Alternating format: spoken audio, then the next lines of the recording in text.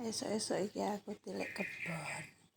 Pikire areke bakar-bakar godhong kuwi. Sik tak nilik iki anu dhisik. Iki jenengane kelulut nek ning kene. Tapi nek ning nggon aku kampung kono jenengane lanceng. Iso menghasilkan madu. Niki rung tau tak tiliki anu apa ora madune.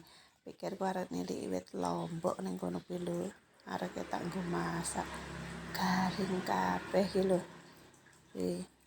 Wite tales Bogor ya ilang gerek pirang godhong sing ketok iki nah deloken garing to. Iki eneng iki. Eneng to cabike nah kuwi abang-abang kuwi arepe tak pethek arep tak nggih masak, tak nggih numis kacang. Ya iki eneng sak wit iki tak siram bendina mbok menawa metu kuwi eneng kembange kuwi.